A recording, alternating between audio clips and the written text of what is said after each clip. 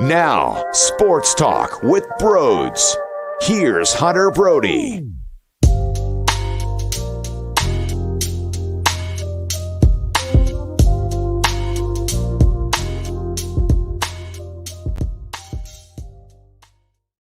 What is going on, everyone? Welcome on into Sports Talk with Broads. All right, we have it. We have the matchup. We see the first round playoff matchup between the Sixers and the Raptors after what happened over the weekend. Saturday, the Pacers, Joel Embiid, 40 and 20, ridiculous effort. And then on Sunday, they sit their guys as they should, and now you play it as the ball lies. You see your first-round matchup, and you can make the argument that settling in that 4 spot, if they do get by Toronto, sets them up nicely to get to the Eastern Conference Finals compared to the alternative, which is if Boston lost and you slid into the 3rd spot, had to face the Chicago Bulls, which would be nice, but then you think about that second round matchup and maybe things go differently.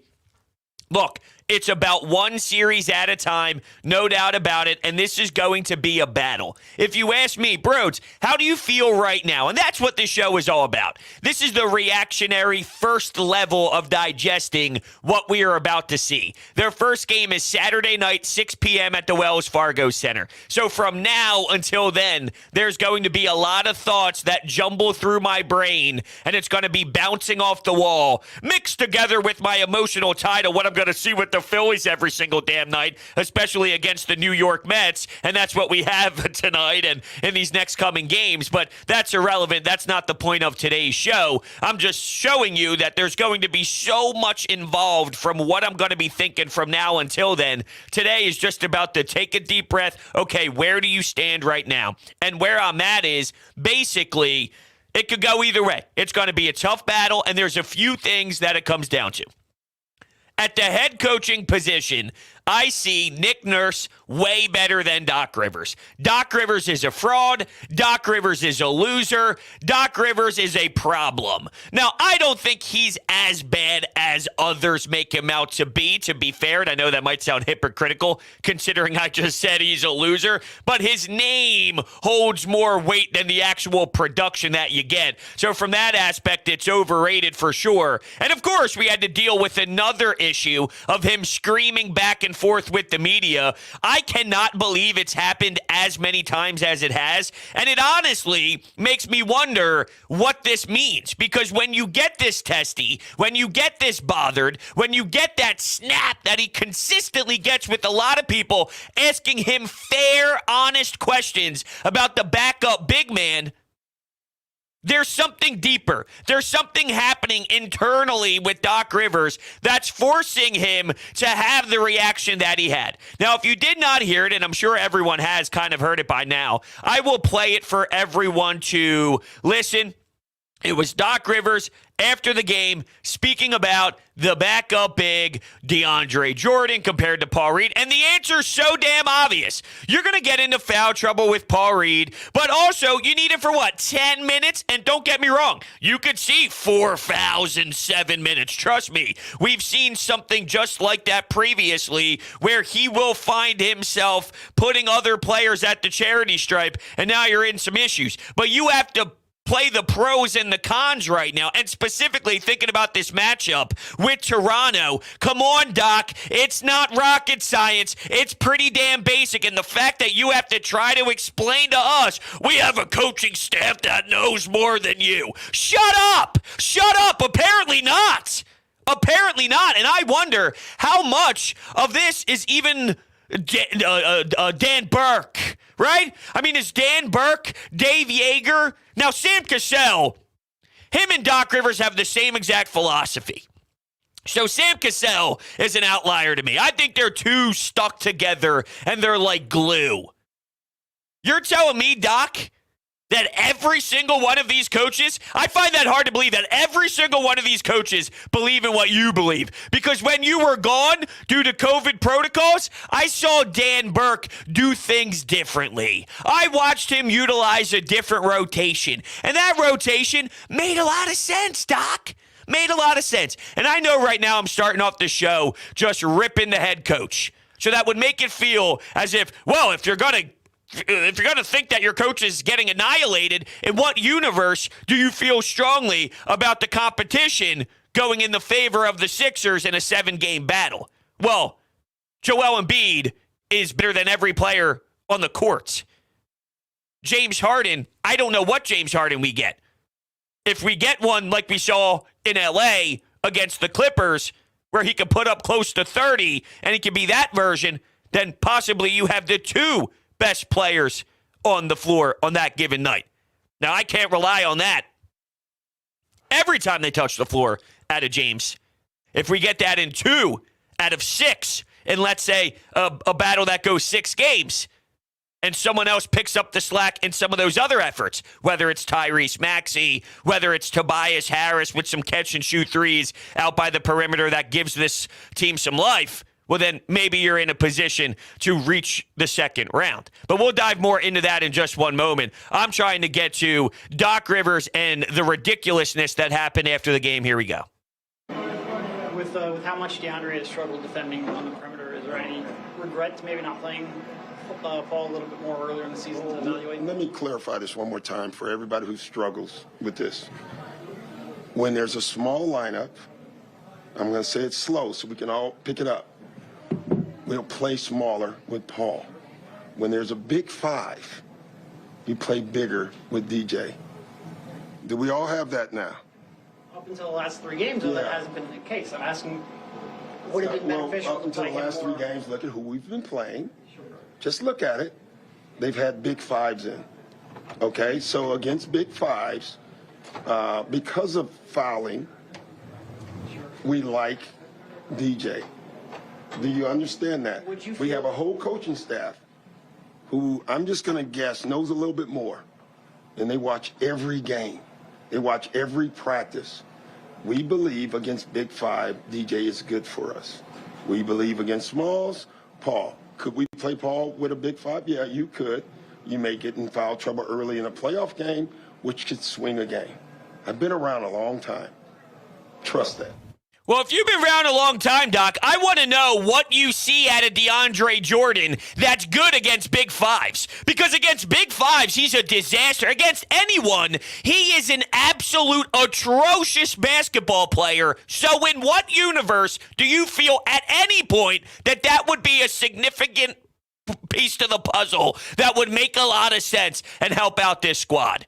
That's crazy to me. You talk about, well, I've seen fouls swing an entire playoff game. I've seen fouls swing an entire playoff run. Haven't you seen trash can players ruin that too? Haven't you seen specifically with the Sixers as a team? Amir Johnson, you go to Greg Monroe, and those were the pieces you had. You had Greg Monroe. Just a terrible, terrible option. But you see what, even if it's not technically fouls, it's their presence, and they suck at the sport of basketball. That swings playoff games too. So maybe, just maybe, it's worth taking a flyer and taking a chance on something that may work better than you think it will, compared to an option that is absolutely going to be awful, and the percentages of it not working is insanely higher. So let's play our percentage game, Doc. You are a mess. So it's inevitable that Doc Rivers is going to get outcoached by Nick Nurse.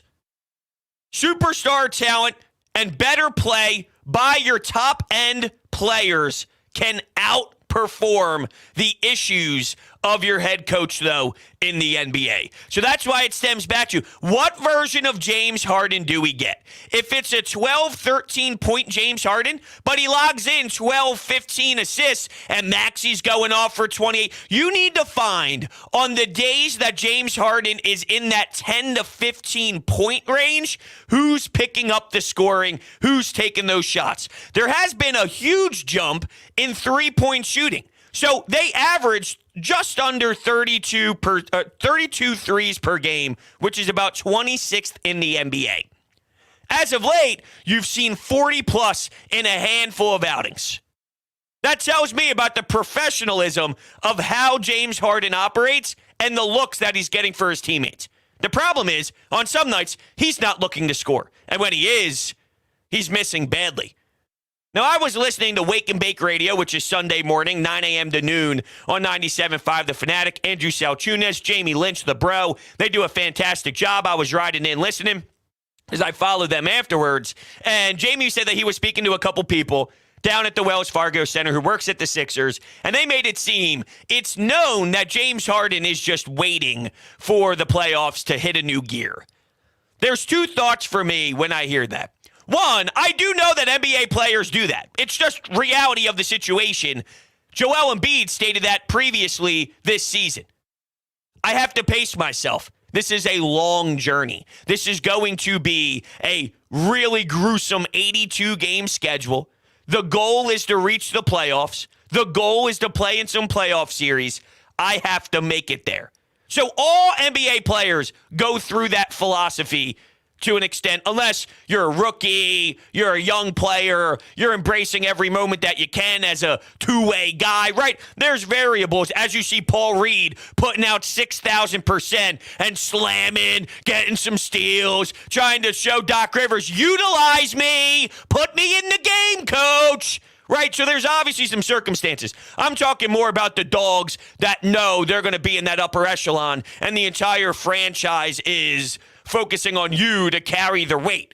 I can't believe he finished with the NBA scoring title as a center, and even Drew Hanlon put this up.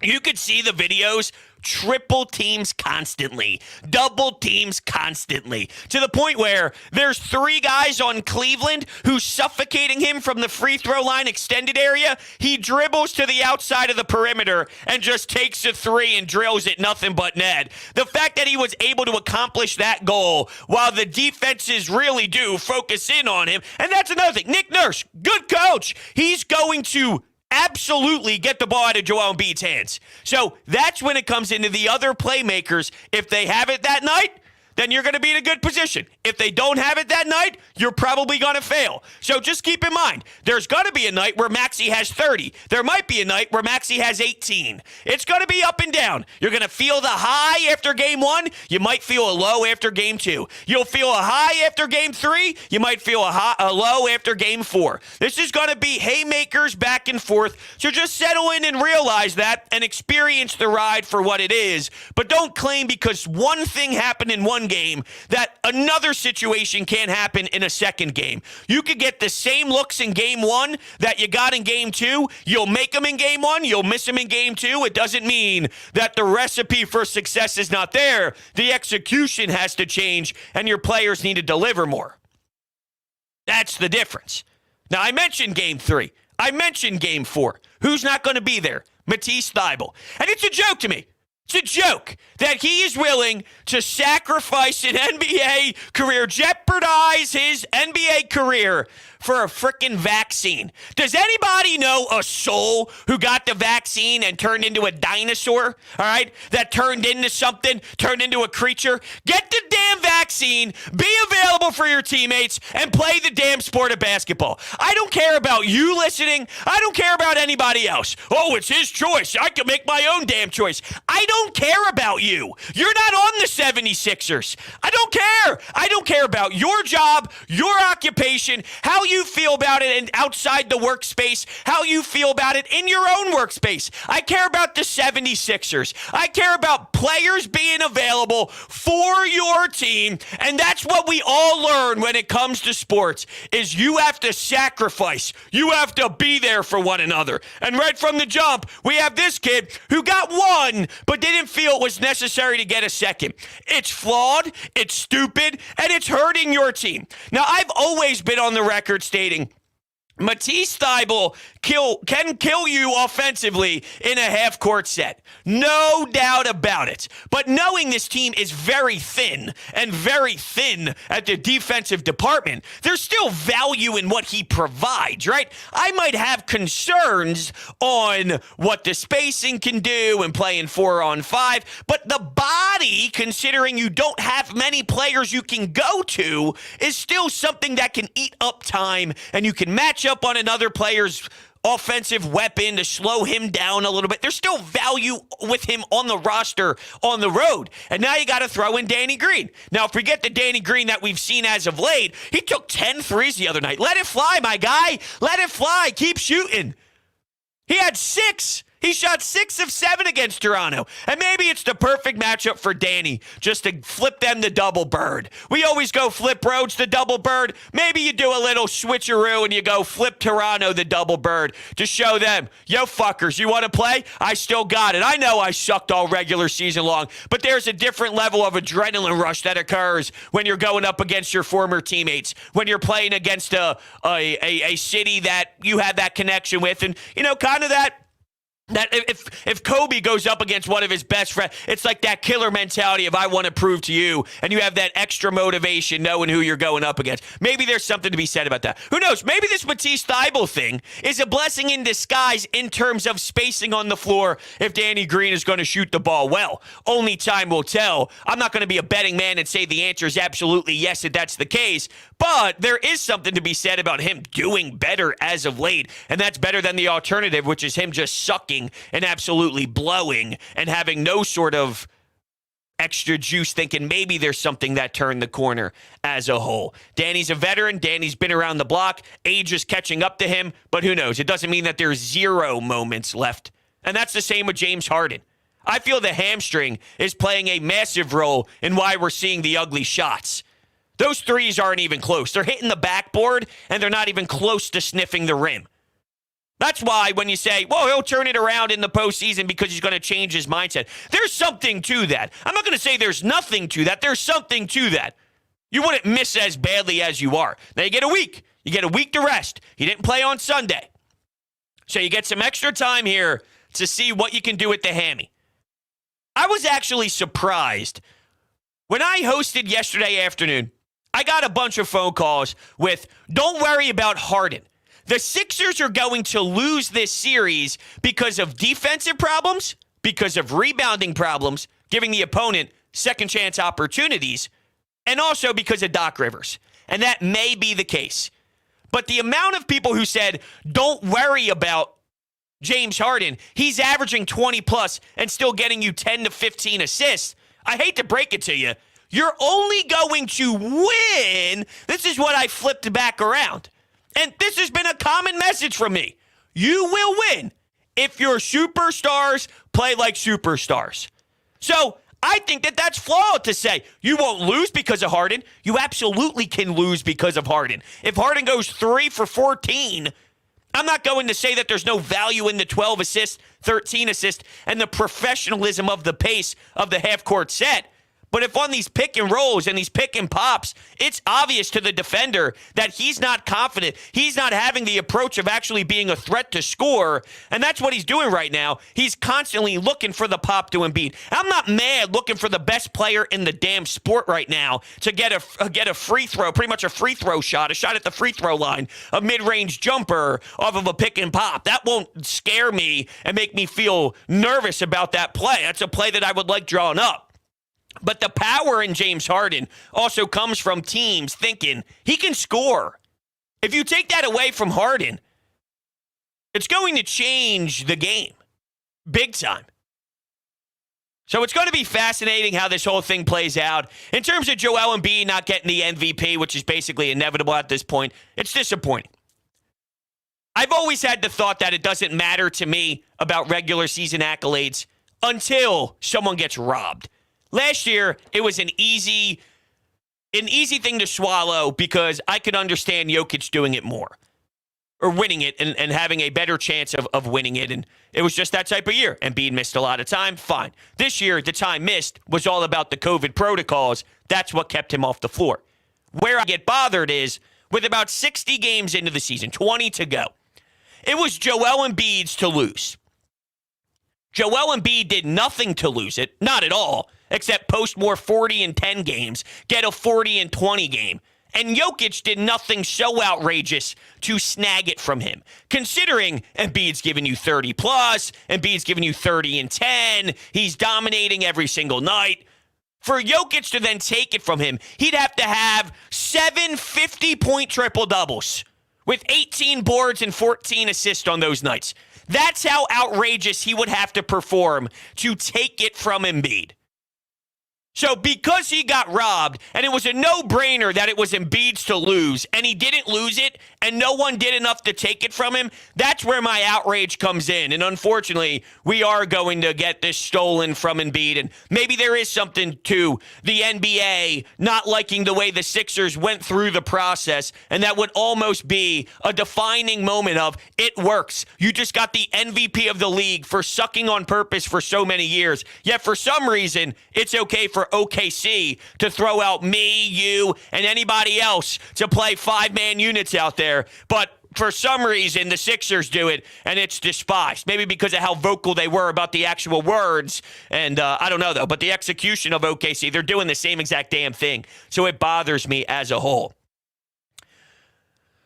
I sit here today and say, I don't feel unbelievably great. I don't feel awful. And I don't know if that's a positive or a negative. I thought Kyle Neubeck put out a pretty interesting thought on Twitter, covers the Sixers for Philly Voice, and it basically mentioned this. If you're worried about a first-round matchup, are you as deep of a team as you think? In terms of playoff runs, that is. Are you as good of a basketball team, and are you going to go on a deep run like you think if you're worried about a first-round matchup? I see where he's coming from. At the same time, I don't think that that's necessarily totally fair because it is all matchup based, right? If they get by Toronto, which could be a tougher series than Miami, but you see them in the first round, there's something to that. You could find a tougher first round matchup than a second round matchup just based off of size, based off of athleticism, based off of roster personnel. So if the Sixers played the Heat in round one and then the Raptors in round two, we would feel better about round one right now, I would imagine. I would think that there'd be a little bit more juice of positivity against Jimmy Butler, who's shooting about 7% from three and is always banged up. Now, Spo is a better coach. He's one of the best coaches we've seen. I think the talent on the roster, though, is a little bit different. I like the matchup more for the Sixers then. So if you see the Raptors in the first round, then the Heat in the second, you see how that kind of flip-flops? Well, I don't think that's necessarily fair to just pin it on such a broad statement of a first-round matchup, because that first-round matchup matters to the context on how you feel based off of roster personnel, based off of the history of these two teams, based off of Nick Nurse, the ability to pants Doc Rivers, which Brett Brown could pants Doc Rivers at this point. I also saw a fantastic tweet from Austin Krell, who does some stuff with the Painted Lines, covers the Sixers, and he states this, and this somewhat describes my feelings on Matisse Thybulle because I've ripped him for so long. His shooting is very poor. Yesterday, he played with all the bench pieces, still doesn't shoot the basketball. He finished with 4 shots. When are you going to attempt to actually grow your game and add to your craft? I don't know if he was in his feels because he knew that his team's probably pissed off and bothered that you lose a starter and now have to change things with a couple games to go. That is an issue. I don't know. But Austin Krell says this. I pretty heavily disagree with the sentiment that if you can't beat Toronto without Thybulle, you weren't winning anyway. You need every single marginal advantage you can get to win a title. He's the best perimeter defender by a mile. 10 minutes per game or 30 minutes per game. If we learned anything in this era, it's that a playoff series can be dictated by something as marginal as a backup center playing 10 net neutral minutes per game. Every little good thing about Thybulle is especially valuable against a matchup like Toronto. And that's sort of where my line is as well. I think he causes you problems over a long window of time being on the floor trying to play 4-on-5 offensively. Maybe he could cut. Maybe he could cut from the baseline. You get him a nice bounce pass. Harden finds him. You do that 3 times in a game. That's 6 points. Maybe that's enough value to outweigh the cons on other possessions that you might feel uncomfortable because defenders are not even looking at him.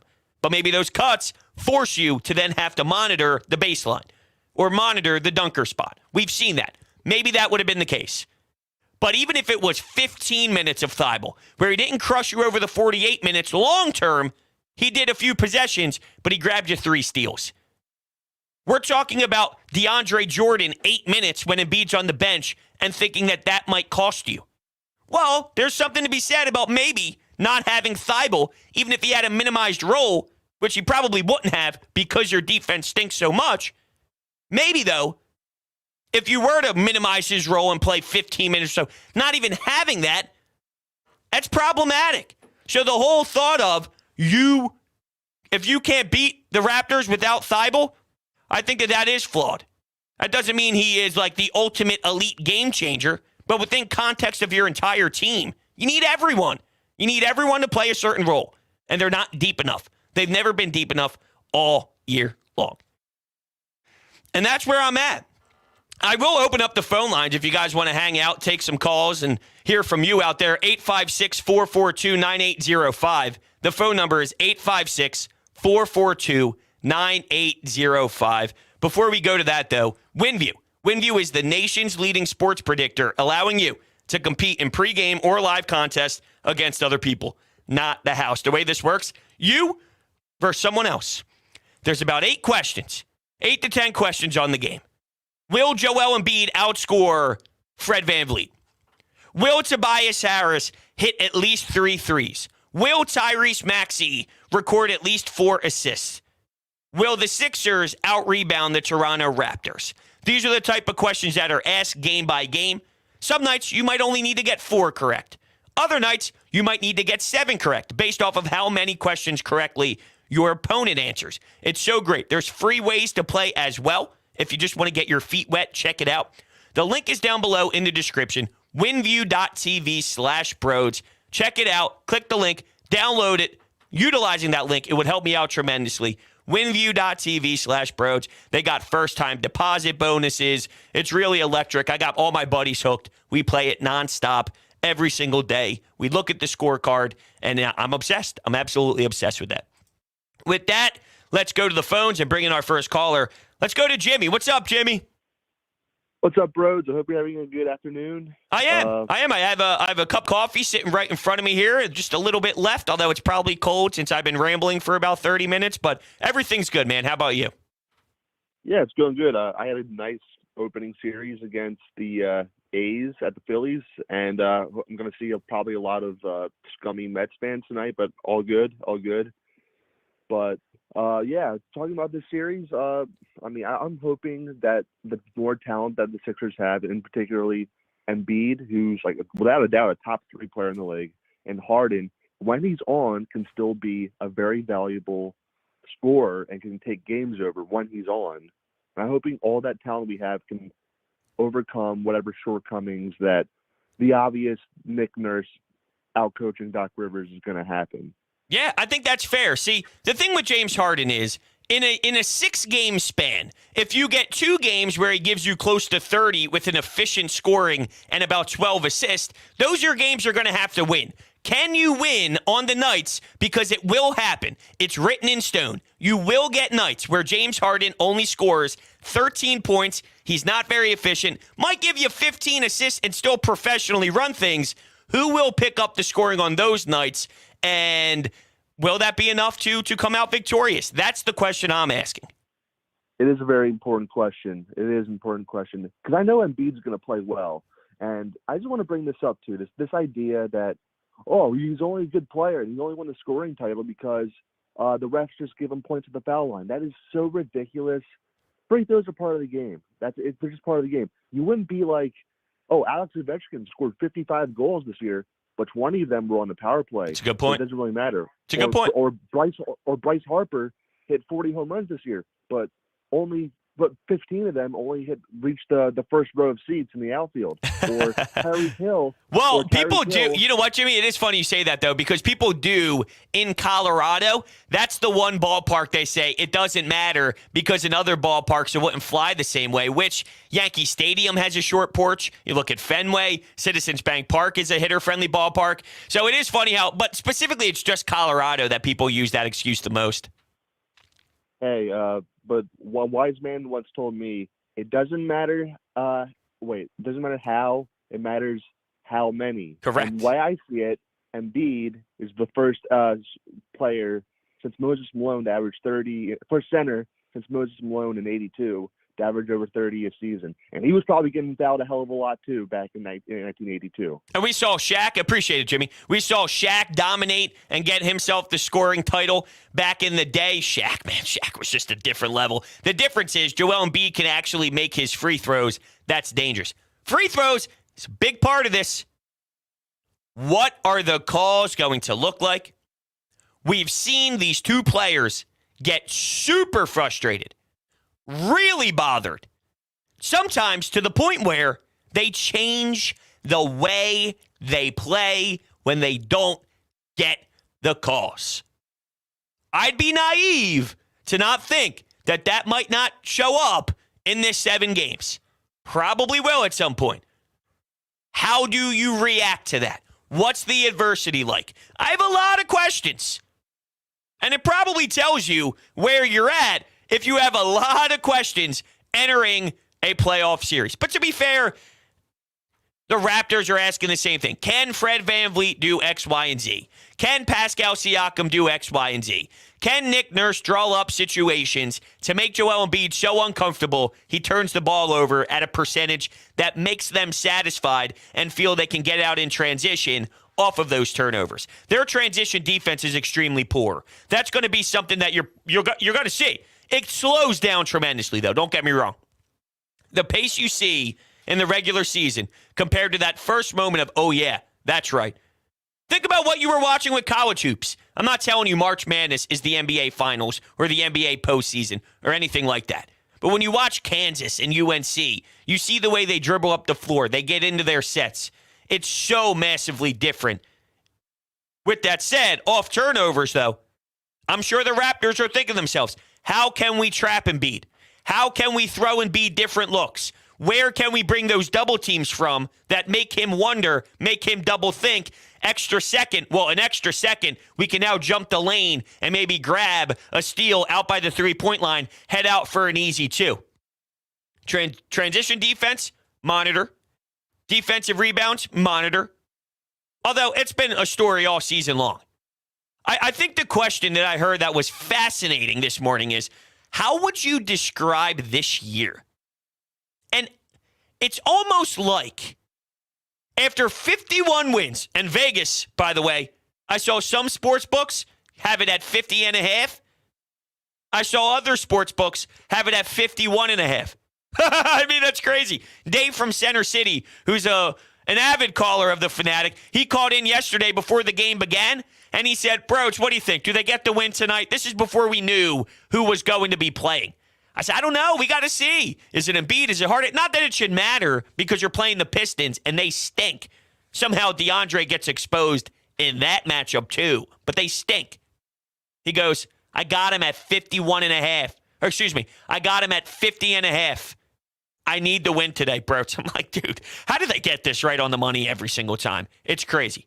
But if you go back, how would you describe this season? Right now, we're feeling so negative and so bad and so awkward. And it's unsettling. Sort of like when your stomach is making that noise and you feel uncomfortable. You got to go, but you can't go. And you're sitting in that uncomfortable feeling. That's almost what it's like. Yet it's strange because if you told me before the season began that Ben Simmons would sit out until the deadline, you'd acquire James Harden for Ben Simmons, Embiid would be the scoring champion, and realistically, the MVP in the entire league, and the Sixers would win 50-plus games and be in the top half of the Eastern Conference for home court advantage in the first round. Sign me up every single day of the week. We'd all sign on the dotted line. Seriously, think about this. Joel Embiid should be MVP. He won't get it, but in theory, before the season began, I tell you, Joel Embiid deserves to be the MVP. He's going to be the scoring champion. You're going to get James Harden after Ben Simmons cries and lies and is a loser and is a bad human being. And now we're sitting here going, yeah, but. I don't know where this goes. I don't know what this journey is. I don't feel great. I don't feel awful. When they put it together, they can play. They don't put it together as much as I would like, which is why things get fascinating. Why some series will go 7 or 6 instead of being able to maybe beat the Raptors in 5 or being able to beat Miami in 5. It goes 6. It goes 7. You sweat it out. That's the type of mentality I'm thinking here is like they can play better than you think they can because it's easy to really focus on the negatives. And that's anything in life. We're pointing out why they can't win. But have we pointed out why they can?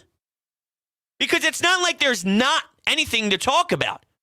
They might lose because Doc Rivers. They might lose because they can't defensively rebound strong enough. They might lose because they don't have the perimeter defense.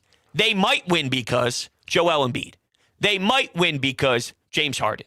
They might win because fourth quarter Tyrese Maxey. That's right, fourth quarter Tyrese Maxey. They may win because Niang has one of his nights where he hits 6 threes, where he hits 5 threes. A big, huge road game. George Niang screaming at the top of his lungs for a dagger 3 to put the Sixers up 5 with a couple seconds to go. His 4th of the night, his 5th of the night. Don't say that the Sixers can't rob one and snag one with George Niang being the killer. Second half threes, 4 of them.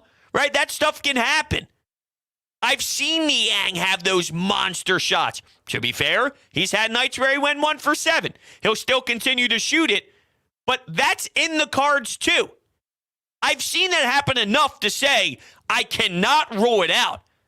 I'm not demanding Furkan. If I was sitting here saying, can Furkan Korkmaz give us 4 threes? Then it's easy to say, Broads, you are an idiot.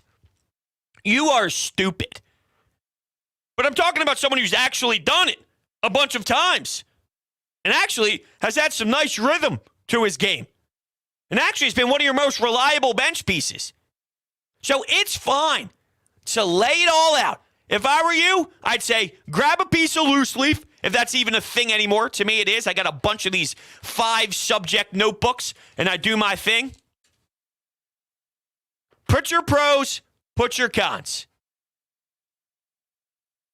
There's going to be a good amount of pros to make you feel like that's possible that they can do it.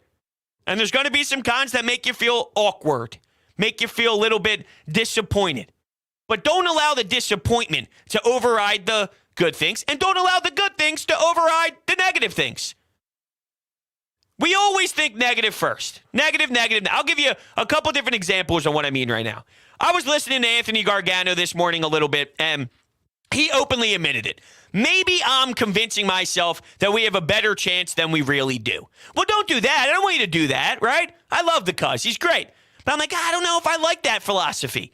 You got to keep it on it, right? You got to keep it real. And he is. He's great. He's fantastic. But, just that message of, let's have fun this week. This is the playoffs. This is what it's all about. It's fun to be a sports fan. I don't want to sulk in the negativity. I agree with that 1,000%. I don't want to sit here all week and go, we suck, we blow, we're awful. I want you to point out the good. I want you to point out the positive. I don't want to go too far, though, and lean way too aggressively that we just pretend that there's not the other problems that I just mentioned. But we tend, as human beings, emotionally, to target the worst more than the positive. I'm on the air for 4 hours, let's say, right? Let's say 3.5 hours are phenomenal. Great radio, great entertainment, great back and forth, great phone calls, great segments, great guest and interview. I have one segment that's average. Then I'm like, I hated that segment. I'm driving home. I don't like that segment. I could have been sharper, that segment. But I'm just forgetting about the 3.5 hours of the 4 that were amazing. And then one was okay or good. Well, that's a good show. It's a damn good show. So that's sort of my overall, more of a, outside perspective on the emotion side of it, if that even makes sense at all. We do have some open phone lines, though, if you want to climb in at 856-442-9805. I would love to hear from you. I want to hear your thoughts. I want to hear your tone. I want to hear how you are sitting in your spot right now, wherever you are, whether you're at work, whether you're at home, maybe you're working from home. Where are your thoughts as we sit here on a Monday? Things can change. You can absolutely change your opinion. Hell, when they first got James Harden, I thought, look, they have it. And they still may. I've taken a step back a bit because context changes. You get more time to digest. You see some different things. So from Monday to Saturday, we'll probably have some different thoughts. Now, I do see some things happening in the chat here. Chima says, I'm feeling positive. Okay, I like that. I like that you are feeling positive. I want it to be a good, even keel. I want it to be respectfully where it should be, and I think that there's something to this. Now, Pascal Siakam owns the Sixers. Can he own them in a 7-game series every night? He'll probably have his nights, for sure. There'll be a night where Pascal gets 36. There'll be a night where Pascal gets 35. There'll be a night where he gets 18. And the thing is, if Pascal wins on a night where when he has 18, that's dangerous. The other side could be true. He could have a 36-point night. Is that the night Embiid gets 41 and 18? Is that the night where Harden gets 29 and 16, 29 and 13 maybe? So what if he uses one of his powerful nights and they don't come up large? That's one of my fears with the James Harden experience. If James Harden gives you 33 and 11, let's say 33, 11, and 6, a stat line for James Harden, that would be an excellent game. What if the Sixers lose that game? What if that's one where Fred VanVleet hits the dagger? It's not George Niang anymore. It's Fred VanVleet. That stuff can happen too. That's why it's going to be all over the map when it comes to our emotion. It's going to be a wild, and I'm almost using this week to prepare for it. It's a cleansing week. It's the cleanse the body, cleanse the soul.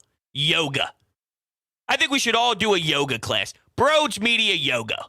Now, should I be the one to host the class? Probably not.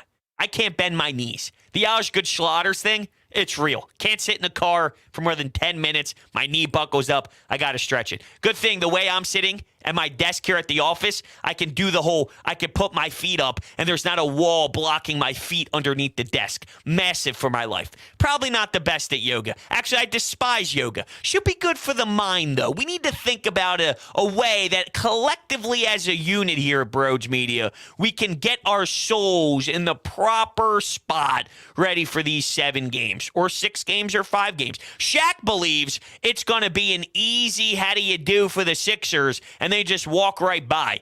I like Shaq. I don't think that's the case. He must be smoking something. He must be a couple drinks deep or something when you make that type of statement. That's too much disrespect towards what Nick Nurse and the Toronto Raptors do. They don't have an elite star. They have some damn good players. They don't have elite stars.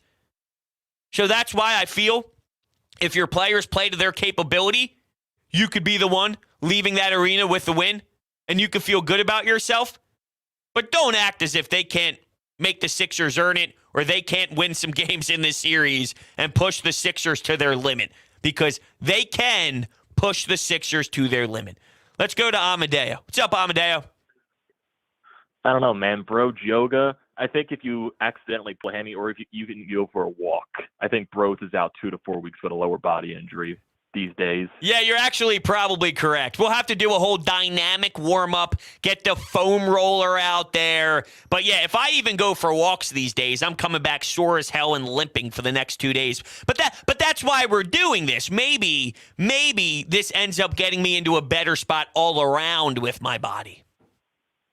It's definitely a possibility, but for the Sixers, I think the biggest concern right now is just over the past, this entire season, Doc Rivers it's really starting to become a hate to face. I know you probably understand that with the entire fan base as well, but he just gets so condescending every single press conference, and especially yesterday with the DeAndre Jordan and Paul Reed stuff. I'm just like, dude, what are you talking about? Like, why does every single question the media ask have to turn into an argument and just putting them down like they're nothing? That's a great point. If he just answered the question with a normal tone and just answered it, it would never have that feel of, oh, the media's pressuring me, this and that. I don't know. He worked in Boston. He won in Boston, so maybe it was a bit different. But this version of Doc, has this been what it's always been, but we haven't paid attention because we don't watch Clippers press conferences? Or is that such a totally different market? He wasn't pressured the same way because they have the Lakers. I don't know. Is it the added pressure to get the job done and he hears all the noise, so now he feels his walls are building up? Maybe it's a combination of all of it. But Doc Rivers, him reacting the way that he's reacting tells me more about how he's feeling, what he's hearing, and it's sort of a pushback because he feels disrespected. He should feel the pressure, but the way he's going about it is immature. Yeah, I definitely agree with you on that standpoint. If instead of taking your anger out on the media, taking your frustration, show it on the court. Go out there and prove to us that you could put the right rotations out there, put the right players out there, and go win series. Go put this team on a long run. Don't take your anger out on the fans and the media that just want the team to win and just want a good product out there. And another thing, Amadeo, that's crazy about this whole thing is every time that something's brought up to him where he has this snap, they're all reasonable, logical questions. I would feel okay with some of his reactions, maybe in a hypothetical world, if I go, what type of question was that? What were you looking for? What was the reason behind that question? But every time that he screams and he wants to know, well, can you play? And you don't know, you haven't been in the league, you can't do X, Y, and Z. It's all been reasonable, logical, strategical questions that I could support. So that's where my frustration starts to come in too is, Doc, come on, dude. These are basic questions. Exactly. You get the questions yesterday about Paul Reed. Hey, Paul Reed's, having a good couple of games. Maybe can you throw him in there for the first round, see what he can do? No, let's not go on a Paul Reed, celebration train right here. We're going to put DeAndre Jordan in against a big five, and then when a small five, we're going to do something like, Doc, come on. I know. Just answer the question. It's an honest question, and it's, a rightfully deserved question because we don't know. Yeah, and DeAndre Jordan, thanks, Amadeo. He stinks. DeAndre Jordan stinks, Doc. Why are you playing DeAndre Jordan? We need to know your rotation. We need to know why. Do we want to hear it again? We could hear it again. Let's hear Doc Rivers again. Let's hear this fraud again. Let's play it. Fall a little bit more earlier in the season to evaluate. Let me clarify this one more time for everybody who struggles with this. When there's a small lineup, I'm going to say it slow so we can all pick it up. We'll play smaller with Paul. When there's a big five, you play bigger with DJ. Do we all have that now? You hear how he says that? Is it like he's talking to children? Like he's talking to uneducated people? Like he's talking to a fan base that doesn't watch the damn sport and see the most basic standard issue that you are unwilling to change? Where I have the problem is, if you want to sell to us that with big lineups, it would make sense to play a bigger center, I could understand that logic. The problem is, Doc, the big center that you have sucks. He sucks. He's getting beat by everyone. His feet don't move. He's in quicksand. He's 92. He's not the same DeAndre Jordan that you had when you coached the Clippers. So, in theory, I get what you're saying, but you're losing out the context that your option for a bigger center sucks. So, with that said, take your percentages with a different center in Paul Reed, who might be a different style of player and might have some size issues and might foul, but you're telling me you want to ride or die with the option that has a smaller percentage of winning? That's what irks me. And that's why when I say, if this roster is a 7 out of 10 and you can find a way to get an 8 out of 10 out of it, and you stick with the 7, I'm bothered that you're missing out on that 1. Because the difference from a 7 or an 8, maximizing your roster, could be the difference in winning a playoff series or not. Your job as a coach is to maximize what you're handed. Maybe the answer, Doc, is they both don't work.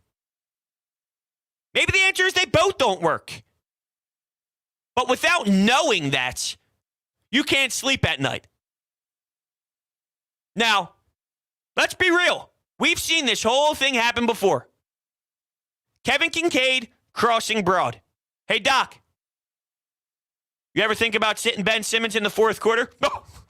Oh, if you don't see what Ben Simmons does at the end of games, if you don't see what Ben Simmons is capable of doing, I should say, not the end of games. He went on that rant about, if you don't see what Ben Simmons provides for this team. Oh, yeah, Doc, what'd you do? What'd you end up doing? You ended up sitting his ass. You ended up benching his ass, and then you ended up making him quit the sport because afterwards you said, I don't know if I could win. So let me get this straight. Let's look at the timeline, Doc. Let's look at it, Glenn. We, as a fan base and media members, raised a point that this guy stinks so much that he's hurting your team.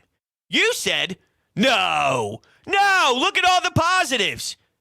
You then benched him and did everything we were calling for and then made the guy quit because you stated, I don't know if I could win with this guy. It's almost like you should utilize knowledge. You should utilize the track record. Hey, Doc, maybe DeAndre Jordan's not good enough and you should go with Paul Reed. I'm going to go with DeAndre Jordan with a big. All right. Well, we'll see where we get to in the playoffs. Because now I don't know if he's necessarily going to do. He'll probably start that way because he's going to want to stick it to everyone. He's going to want to flip the double bird to the media members, to Derek Bodner, to everybody else who watches this team and the city and the fans. So he's going to want to do that for sure. No doubt about it, 1,000%. What happens when he gets backstabbed by his own stubbornness? What happens when it ends up being the kryptonite and the team fails because of his decision-making? Will he then go to a Paul Reed? And there's nothing more I want to see than after a game.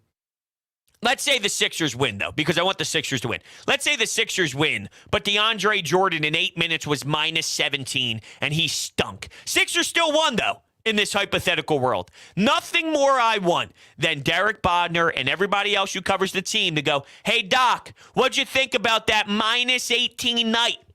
Hey, Doc, let me know what you thought about those gross, vomit-worthy minutes by the guy that you believe is the best option at the backup. Please, I would love to know how you think strategically that sized man will match up against the Raptors and what they bring to the table. Guy's a joke. He really is a joke. I'm not just saying this because of my previous takes on Brett Brown. Brett Brown's a better coach than Doc Rivers. Yeah. Brett Brown. Doc Rivers is so overrated. It's painful. It's painful. Did he even want to take this job? He claimed it was easy when Ben Simmons and Joel Embiid and that roster, that tandem became available. Does he even want to do this? Well, the reports are that L.A. and Frank Vogel, and maybe there's a chance he goes to the Lakers, this and that. I don't know. If I'm a team and I see Doc Rivers, no thank you. No thank you. It was worth the risk. Based off of how Brett lost their locker room towards the end. Paul George, he blew up, blamed the coach. Fine. Still worth the chance. Now there's more of a track record. Now there's more of a sample size. Now there's more of a reaction. And by the way, Doc, if you can't handle this, it's going to be the same with the Lakers. The Lakers with LeBron. The Lakers. Frank, this is why it's funny to me with the NBA coaches. Frank wins a championship. We'll get a new guy. Yeah, exactly. That's how this league works. This guy stinks. That guy stinks. This guy stinks. There's a lot of guys who stink. There's not very many good coaches. It's a lot of guys who stink. There's your elites. Then there's your grouping of your goods and above average. It's a lot of guys who stink when it matters most. That's the truth of it. It's the damn truth of it. Some of these coaches who aren't very good, though, end up getting the hardware because of what's on their team. the talent that's on their roster, the guys who step up and deliver. And that's reality of the situation. All right, with that being said, I am going to shut things down here. I want to thank everybody so much for hanging out with me during this show. If you are new to the channel, make sure you hit that subscribe button. Hit that thumbs up button as well. I greatly appreciate all of your support. If you're looking to buy tickets, Phillies are back in action. Daily games. Tickets on SeatGeek, $20 off utilizing the promo code BROADS. There's so many fantastic prices. You're talking about $40, $50 a pop for the 100 level. Get yourself to a game. Utilize promo code BROADS. It's a no-brainer. And then TikTok at Broads Media, Twitter at Broads Media. Hit the follow button there. Thank you all so much. We'll be back later tonight for some Phillies Mets recap post-game show. So make sure you attend that. Thank you guys, and I will see you next.